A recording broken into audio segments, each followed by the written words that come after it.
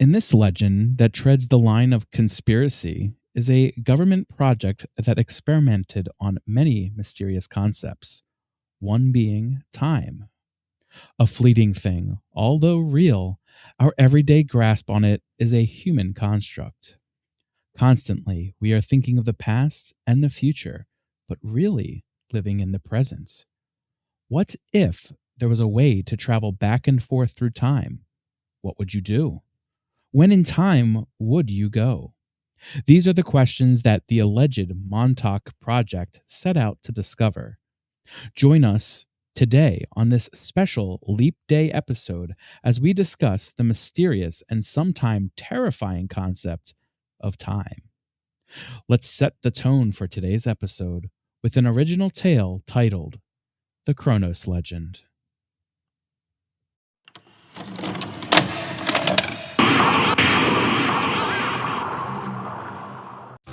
Listen now to the tales, the legends, and the true stories.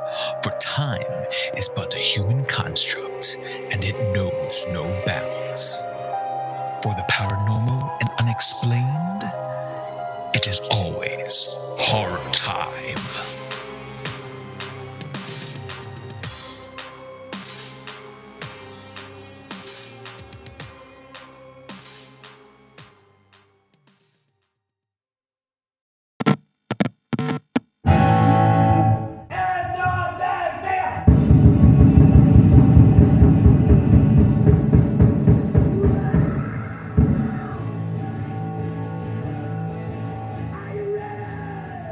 As Theo and Owen fine-tuned their instruments, the afternoon sun cast a warm glow over the city.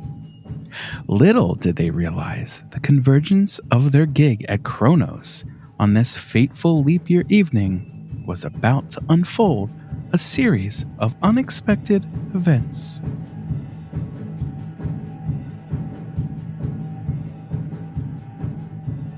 Yo, Owen, this gig is gonna be awesome. Yo, it's somewhere some of the greats have played, you know? And also, the name of the bar, Kronos, how badass is that? You know, I am a little nervous about this gig, but I mean, after all, they don't invite just anyone to play here. But hopefully we can put our chapter into it next. Fucking A, right? Whoa, this place is like, it's glowing, like I can feel the energy coming from it. No kidding, yeah. It's like a light effect or something. Looks like that's everything. You ready to rock this place? Yeah, man, let's kick it.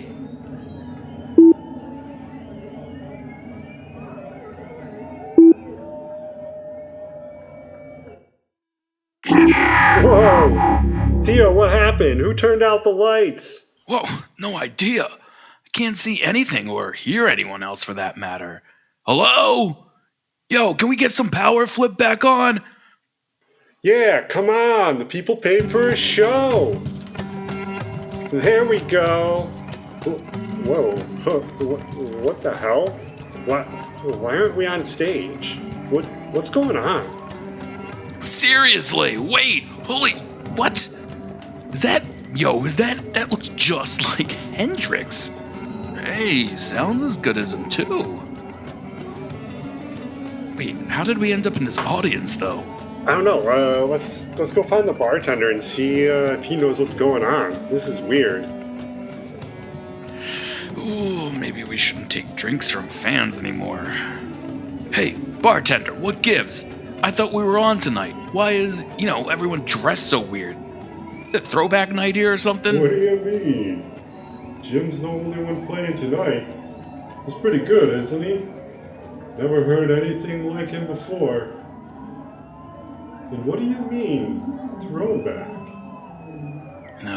Never mind. I guess this place is really committed to the scene. Oh well. But this still doesn't explain what happened to our set, Owen. The hell? It happened again. What's with this place? I don't understand how we got moved off stage so fast and why do we don't remember. Holy shit, Theo, look! It's Mick Jagger. This is crazy. Dude, I don't know. Maybe we're time traveling or something. Seriously, well, I mean, like, think about it. People and the way they dress, it's got to be some sort of, like, I don't know. It's a myth, right? Some conspiracy, leap year, interdimensional gateway thing. I don't know, man. I think these drinks are messing with my head.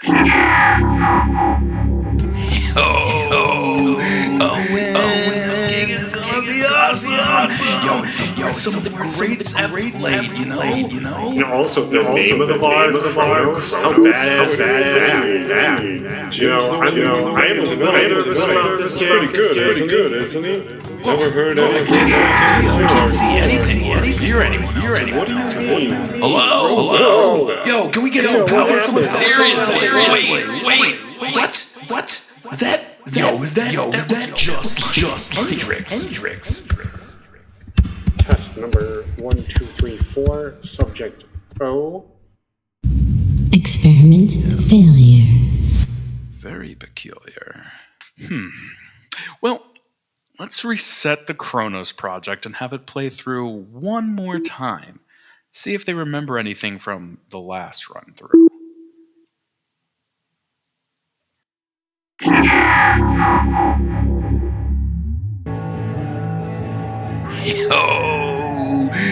When this gig is gonna be awesome. Yo, it's somewhere some of the greats have played, you know? And also, the name of the bar, Kronos, how badass is that?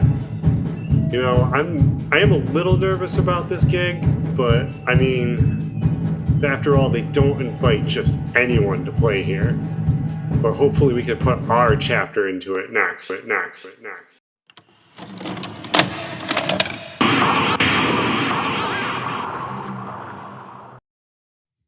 Hello, horror friends. Welcome to Horror Time. I'm Timekeeper Matt. I'm Timekeeper Pat. And today we bring you a special leap day episode of Horror Time. That's what I'm trying to say. So it's going to be about the Montauk Project. So are you ready to get right into it, Pat? Ready for your tinfoil hat? Yeah. Are you? Yes. Let's get into some conspiracies, man. Let's do it. Situated on the eastern tip of Long Island, a decommissioned military base is still home to a vast complex of secret underground tunnels and bunkers. Dubbed the Area 51 of the East Coast, the far eastern tip of Long Island has been long filled with rumors of sadistic, government-sanctioned studies in psychological and biological warfare. Sitting just a stone's throw away from Camp Hero in the middle of Long Island is the top-secret Plum Island Animal Disease Center, where U.S. intelligence allegedly conducted highly classified biological weapon research at the height of the Cold War. The island remains heavily fortified and strictly off limits to the public today.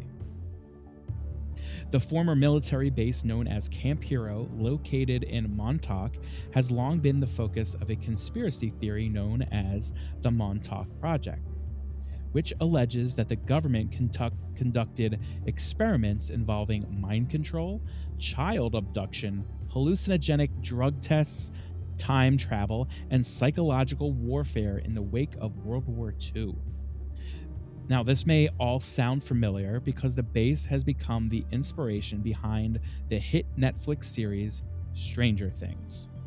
Today, a large portion of the decommissioned military base is used as a public state park, except for closed-off areas that are strictly forbidden and still under the control of the federal government. Now, the Montauk Project conspiracy gained footing in the 1990s when a man named Preston Nichols came forward with a book detailing mind-melding work at Camp Hero. He claimed that he worked on something called the Montauk Chair, which was a piece of furniture that used electromagnetics to amplify psychic powers. The area gained more national interest in July 2008 when locals of the Sleepy Beach Side community in Montauk were shaken by the heart-stopping discovery of a bloated and bloodless, unidentifiable carcass that had washed up on the shores of Ditch Plains, a popular surfing beach on the Long Island Peninsula. It was dubbed the Montauk Monster, and into that abyss came a litany of conspiracy theories that followed. Was it a washed-up dead pit bull, or something like a skinned raccoon? The beast was found with strange bindings around its legs, and its peculiar beak-like snout with articulated fingers immediately precluded it from having canine, feline, or bovine origins. Was it a bizarre marketing ploy or something? Or was it just another experiment gone wrong from the shadowy government testing facility nearby known as Camp Hero? Constructed in the wake of Pearl Harbor, Camp Hero was a military base designed to look like a Cape Cod fishing village in hopes of outsmarting overhead enemies while protecting the eastern seaboard. Brutalist concrete structures were painted with fake siding and windows to resemble quaint cottages, with an entire make-believe downtown area that included a gymnasium, a bowling alley, and a New England-style church complete with a steeple. The ruins, in various stages of decay, are still on view to trespassers and urban explorers. The base was handed over to the U.S. Air Force in 1951 and officially decommissioned in 1981. Today, large swaths of the former base have been turned into Camp Hero State Park, a popular destination hiking spot known for its stunning bluffs overlooking the Atlantic Ocean. But it is the strictly forbidden areas guarded by chain link and barbed wire that continue to fascinate with its dark and mysterious past. The conspiracy states that sitting beneath the 755 acres of public park is a sinister underground laboratory.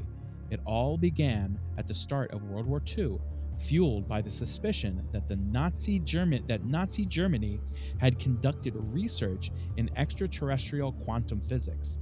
The race was on to fortify Allied intel. Though much of the Philadelphia experiment has been debunked, what is true is that towards the end of World War II, U.S. intelligence embarked on an aggressive program to recruit as many Nazi scientists as possible before they fell into the hands of the Soviet Union. Known as Operation Paperclip, over 1,500 captured Nazi scientists were secretly hired and shipped to the U.S. to work on a wide range of top-secret government projects.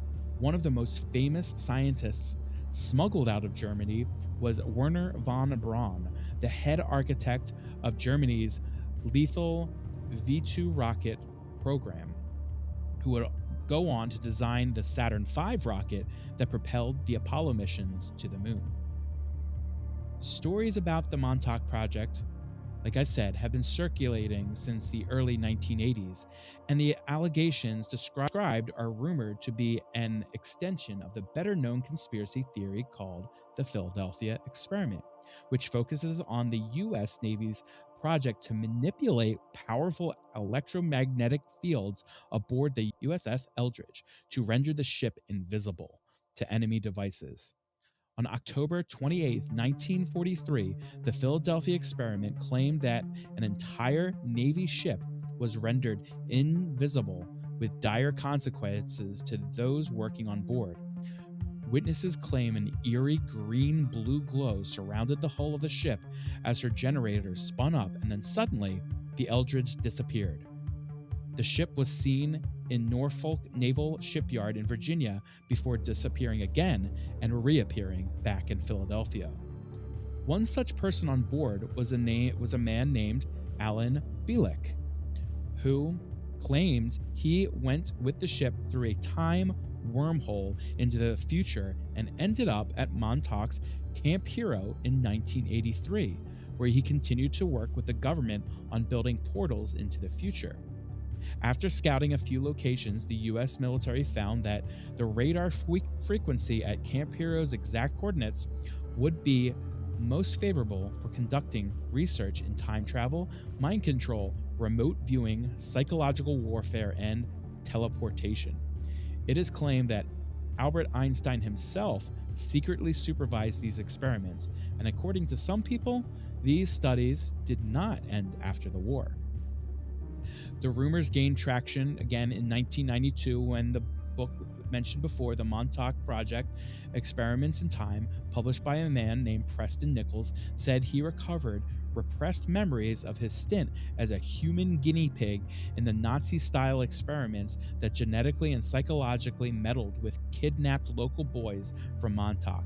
Lending credibility to Nichols' outrageous claims is the well-documented CIA-led program known as MK-Ultra that studied mind control and used numerous methods to manipulate mental states through the use of hallucinogenics, electroshock, sensory deprivation, verbal and also sexual abuse between the 1950s and 1970s.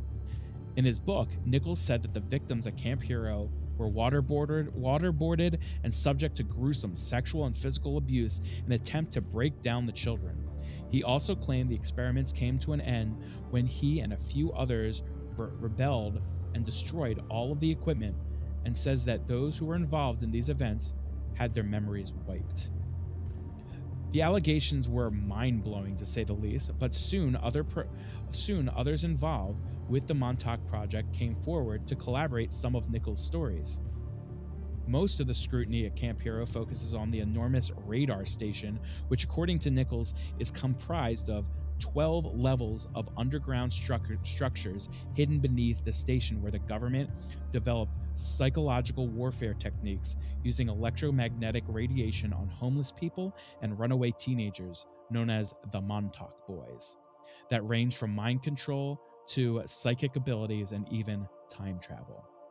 According to paperwork from 1984, when Camp Hero's deed was handed over to the state as Parkland, the rules stipulated that New York State would own everything on the surface of the base, while explicitly stating that the government retained ownership of everything below the surface, further indicating that indeed there is a larger secret installation lying beneath the popular public park today.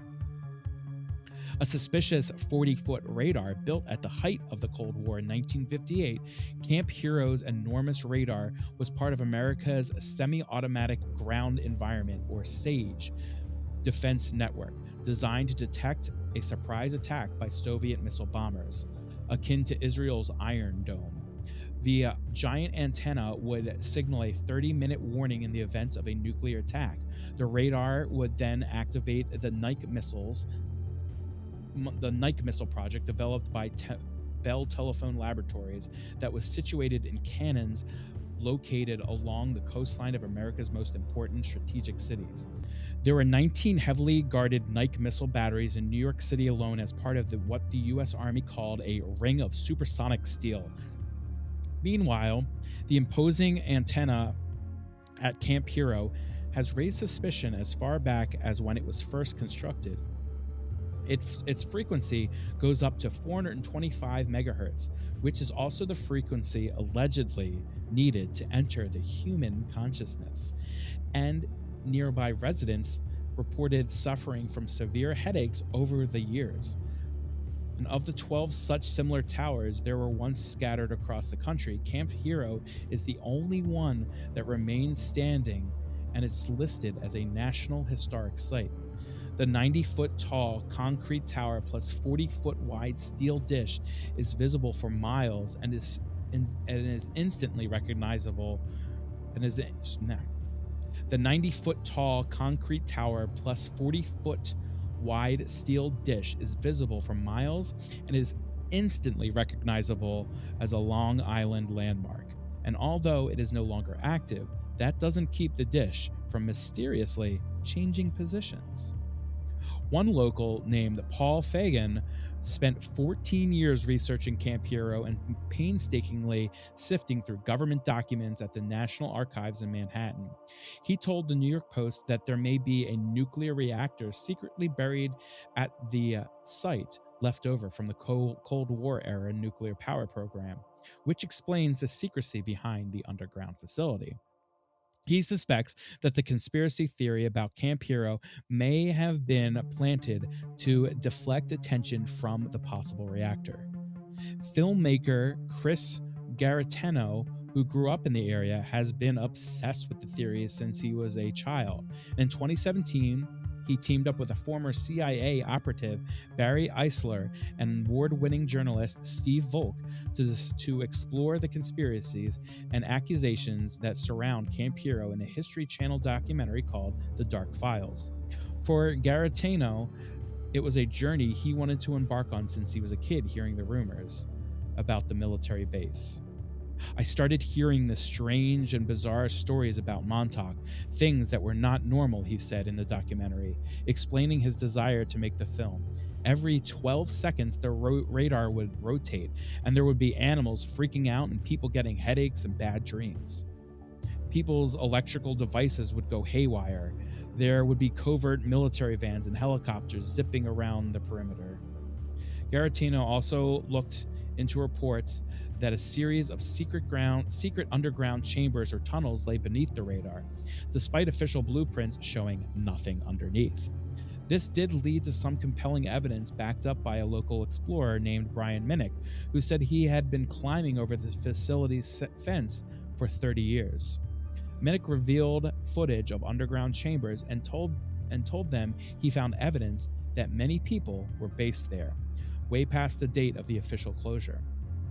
There are a lot of strange things, and the sum total is compelling, Minnick said. We found records of food being ordered to the camp in the late 80s, $80,000 a month, huge amounts of food to the base. Minnick also claimed he had discovered an underground tunnel which had capped at the end with a heavy door, and it was a heavy wheel like a bank vault.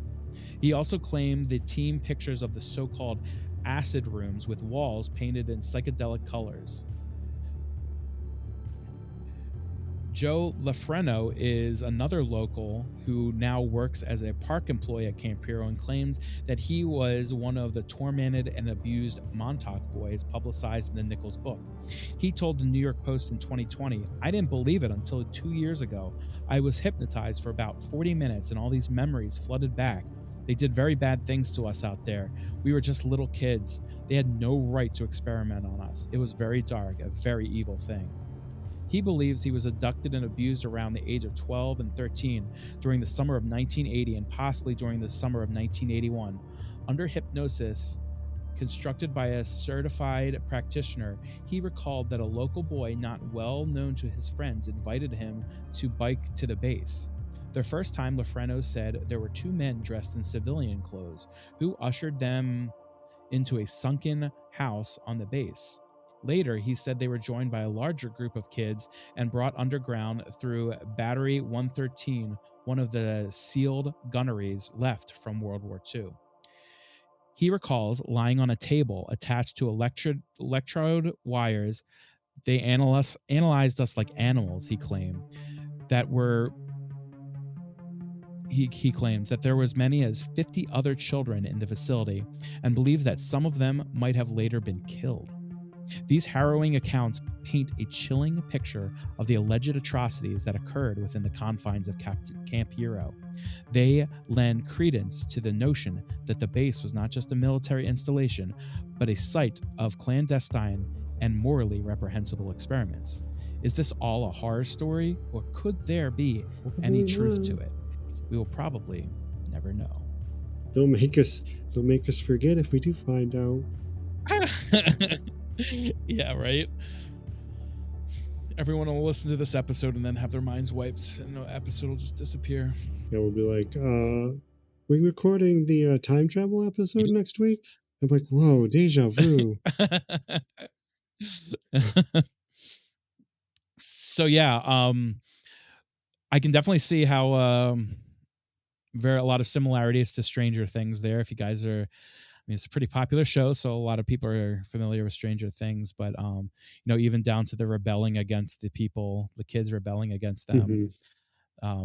that sounded very Stranger Things like, and the mind control and the dimensions, time wormholes. Yeah. I mean, even down to the even down to that weird monster being found. Yeah. Like, yeah, I know. Yeah.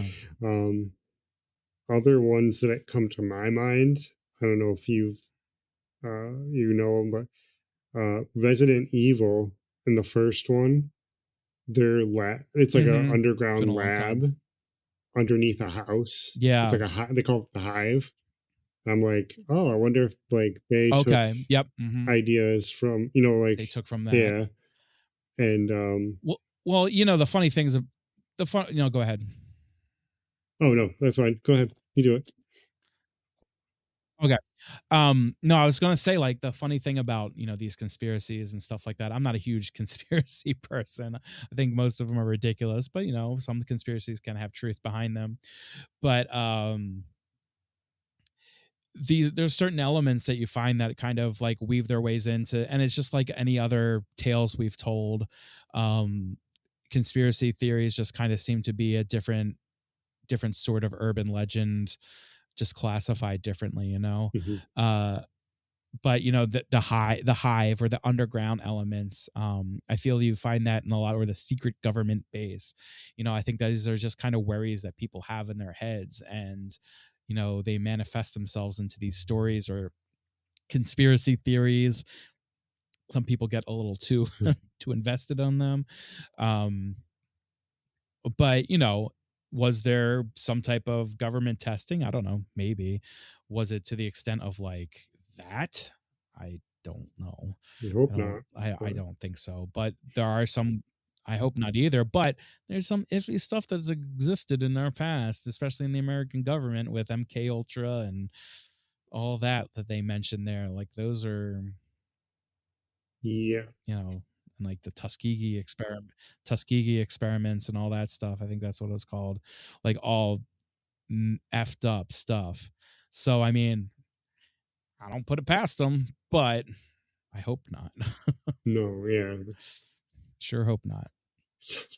and then that guard remembering everything like years later. Yeah, it's kind of a weird thing It's too. crazy. The, You wonder how much. I mean, he works there, so you wonder how much is actually influenced in his head, or if he does remember this stuff. yeah, Like, the mind's a weird thing, right? power of suggestion. And yeah, but this time travel stuff. Let's talk about the time travel stuff, since that's what this episode is truly about. Um, so they said that, so there's, if you didn't catch it or not during the thing, there's the Philadelphia experiment that either overflowed into the Montauk Project, or um, is completely separate from it. But at least from this story, from this conspiracy, is that the Philadelphia Project, it sounds like the Philadelphia Project in the past and the future were working together. And that's what I got from it. Like, they were time traveling from the Philadelphia experiment and ended up in the Montauk Project, Oh no, I didn't catch that. I just thought it which was. is yeah, or at least that's how I gathered it. I mean, that's a crazy concept with time travel. I don't know. We can go into time travel forever. There's so many different avenues we can go down. We know how much we love that. Um, but it's almost like it's an interesting concept of like two times, like, communicating with each other. Yeah. I haven't seen that too much explored into films or stories or anything like that. But that's almost what it sounded like, that they were working on a project together, and there was a receiving end and a sending end. And like, it would almost make sense that that would be something that would be put into place for something as official as the government to test it, to have like, okay, well, we need to make sure that this is legit. We need to have someone on the other end confirm it to us. You know what I Hmm. mean? So like a back and forth type of thing. And then we also need to make sure someone can get back. It's a wild concept. That's good. Yeah. No, I didn't see that. I thought it was just saying that the Philadelphia experiment just, you know, transformed into the Montauk. Well, they were saying that the Philadelphia experiment was in the 1940s during World War II. And then the Montauk Project, even though it existed in like the 50s, they said that he got transported to 1983. Oh, okay. I see. To the Montauk. Yeah. Okay. So it almost sounds like there was a certain location that they sent these people to, which is a cool concept. Portals, man. Time is weird. Time is scary. Time is scary in itself, you know, like there's that idea of it. It's right.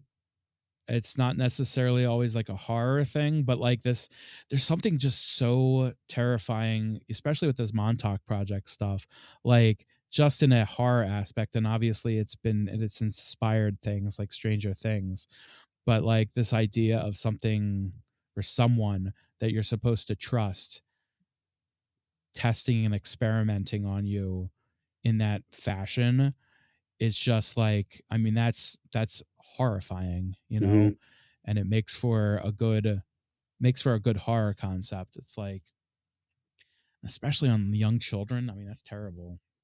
But I mean, that's what the show goes into, right? It's like taking these kids that can meld their minds and seeing how they can meld it. Use it for that weapon. Scary stuff. Yeah. Yeah, exactly. Yeah. So let's see, what was I gonna say? I can't believe I really can't believe that guard's still working there, even like after finding out that, oh wait, I was one of these people. Right? You would think after that, be like, okay, I'm out. I'm out. I'm not working in this area. And the fact that it never triggered him at all, like, why did it take this hypnosis? I mean, I guess there is that idea of like, you know, blocking out trauma. And that seems like a very, very big trauma. That would be the biggest trauma you would probably have. But yeah, like being in that area, being in that atmosphere, you think something would trigger it. Unless it's just because he's on the outside and there's nothing familiar and he was always on the inside. That could be. But it's also weird that he would just happen to be working there and happen to be one of the Montauk boys.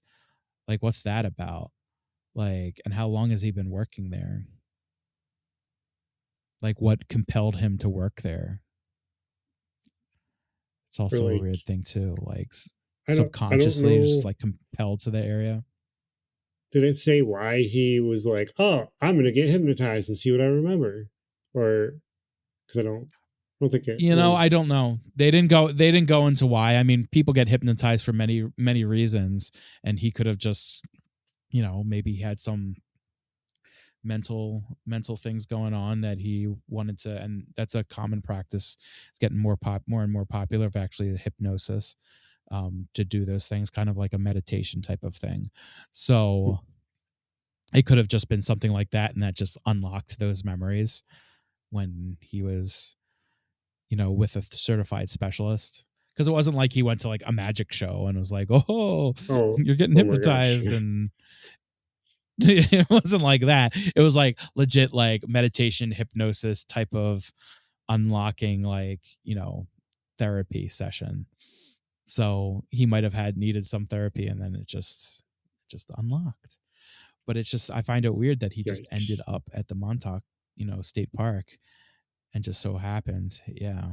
Unless he just heard so much about the story that, but who knows?